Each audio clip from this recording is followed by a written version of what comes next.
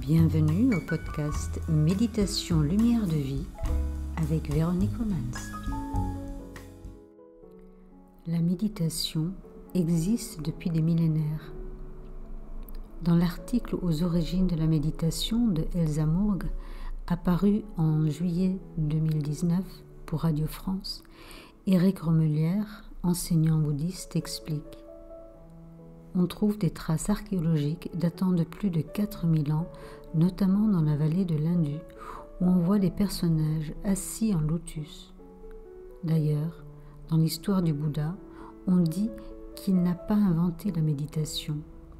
On dit qu'il s'est exercé auprès de 2 maîtres indiens, donc ça veut dire qu'il y a une origine antérieure. Aussi, les premières traces de cette pratique remontent à plus de 2000 ans avant Jésus-Christ, soit 1500 ans avant que le père du bouddhisme, Siddhartha Gautama, ne développe cette pratique.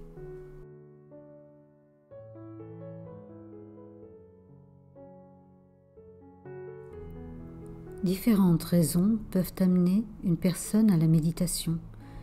La raison principale est la recherche d'un bien-être personnel. Il est vrai que la méditation aide à acquérir une détente, un vide mental, ainsi qu'un détachement, un accueil et une acceptation des événements quotidiens.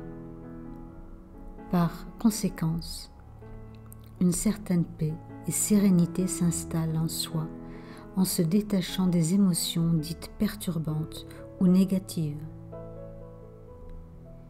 Il existe de multiples méditations amenant la personne à passer d'un état d'être émotionnel négatif à un état d'être émotionnel positif. L'état d'être positif acquis durera plus ou moins longtemps, dépendant de la force ou volonté mentale de la personne à se maintenir dans cet état d'être d'émotion positive et de s'empêcher de se laisser envahir par les émotions négatives. En essayant de changer son état d'être, la personne cherche à se débarrasser ou à fuir ou à changer les émotions vécues comme douloureuses, néfastes, emprisonnantes. Est-ce possible ou est-ce un leurre? Afin de répondre à cette question, nous devons comprendre la composition de notre être.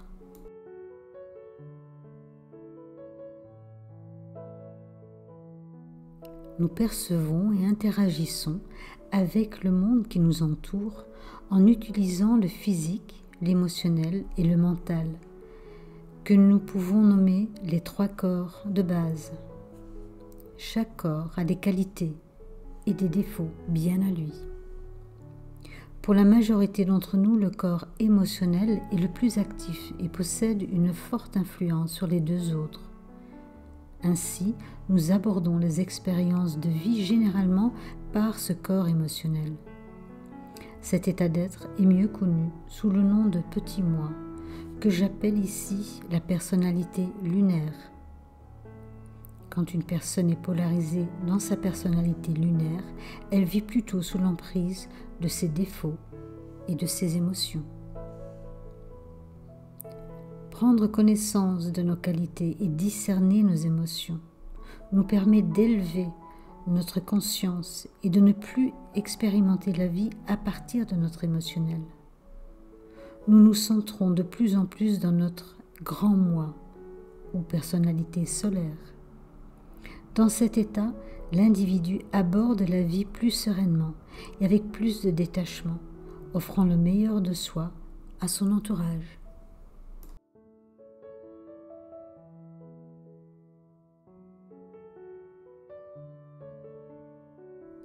La méditation est un outil. Certaines méditations nous emmènent dans des voyages astraux ou émotionnels, nous permettant de ressentir un certain bien-être intérieur. Souvent, la musique ou des paroles vous guidant dans un voyage magnifique, féerique et magique sont utilisées lors de ces séances de méditation. Vous en ressortez rechargé, avec plus de sérénité, parfois avec des visions, une intuition. Si ces méditations sont très bénéfiques, elles ont également leurs limites. Lors de ces méditations, la personne reste sur le même niveau de conscience et change sa place ou son point de vue au sein de ce même niveau. En d'autres mots, elle reste sur le plan émotionnel. Nommons cela des méditations horizontales. Faisons l'analogie avec un immeuble à plusieurs étages, avec à chaque étage des fenêtres à l'ouest, à l'est, au sud et au nord.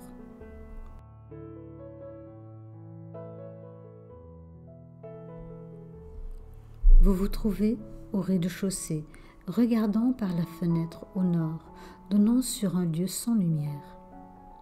N'aimant pas la vue, vous vous déplacez vers la fenêtre à l'est, donnant sur un mur. Toujours pas satisfait, vous allez à la fenêtre à l'ouest, qui donne sur du sable. Et vous décidez d'aller voir par la fenêtre au sud, et vous découvrez des fleurs magnifiques. En contemplant les fleurs, vous ressentez une paix et une sérénité intérieure.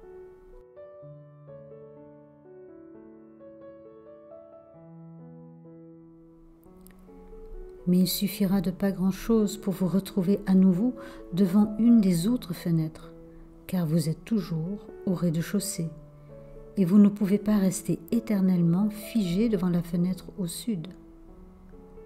Vous n'avez pas changé de conscience, mais vous avez changé d'endroit dans la même conscience, ici la conscience émotionnelle. Le danger est de croire que vous changez de conscience en changeant de fenêtre.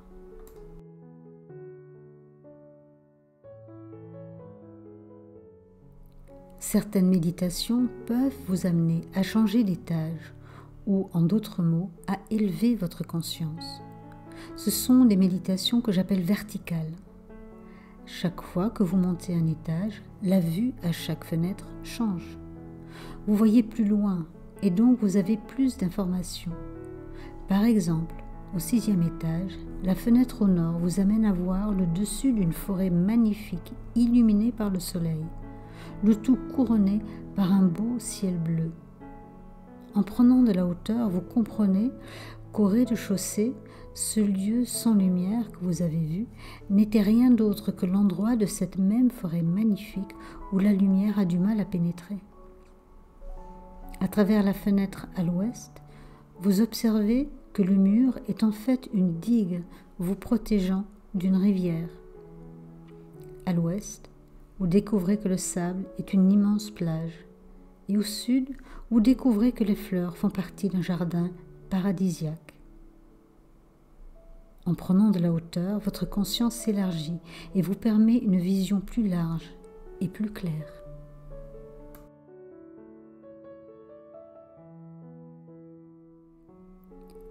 En changeant de conscience, vous pouvez vivre la paix intérieure d'une manière durable. Et même si vous arrive de redescendre dans les étages inférieurs, vous savez par expérience que ce n'est qu'une vision limitée de la réalité. Et à chaque nouvelle conscience touchée, vous savez qu'il y a un autre étage à monter, une vision plus large à explorer, une nouvelle conscience à acquérir, dévoilant davantage la réalité. Éric Romulière dit « À l'origine, la méditation était un mode particulier d'accès à la connaissance. Ce n'est pas la connaissance de soi, c'est la connaissance de la réalité. »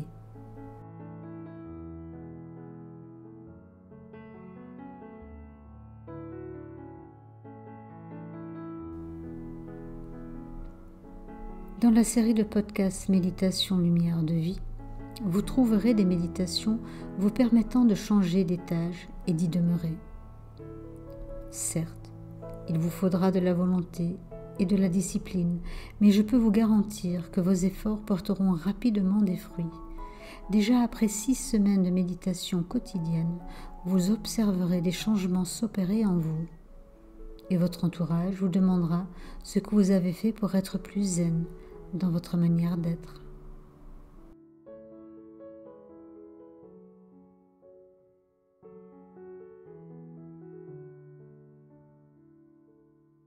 Comment utiliser les méditations?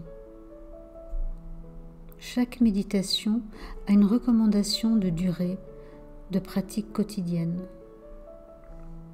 Il est important de ne pas aller trop vite. Parfois, aller vite, c'est rester sur place.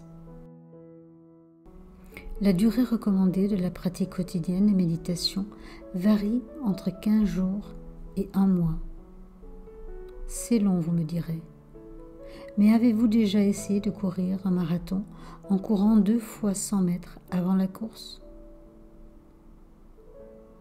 Si vous voulez avoir des résultats, il vous faut pratiquer encore et encore.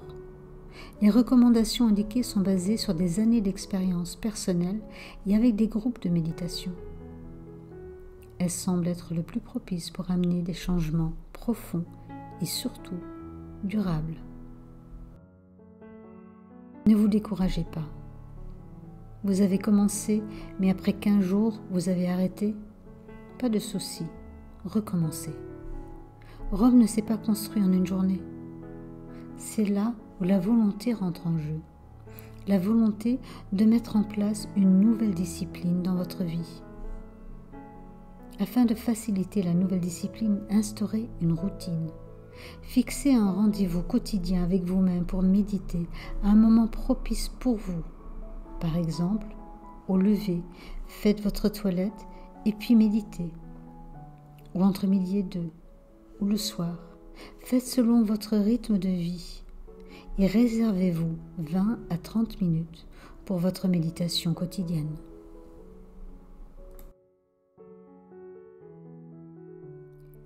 La devise des moines Shaolin s'applique ici.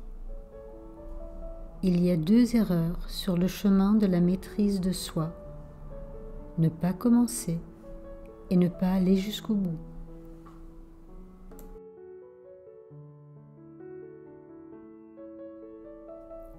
Saint François de Sales aurait dit « Une demi-heure de méditation est essentielle, sauf quand on est très occupé. Alors 1 heure est nécessaire. » Si vous avez eu l'élan d'écouter ce podcast, c'est que vous avez envie de consacrer du temps à votre bien-être, à votre évolution. Soyez honnête, vous n'avez pas 20 à 30 minutes dans une journée de 24 heures à vous accorder?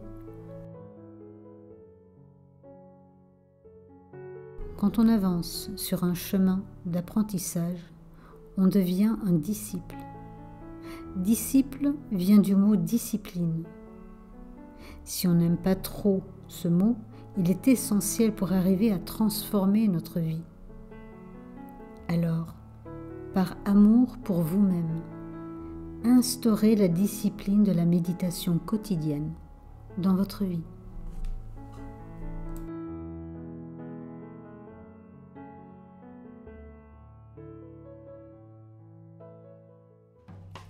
Si ce podcast vous a plu, pensez à vous abonner.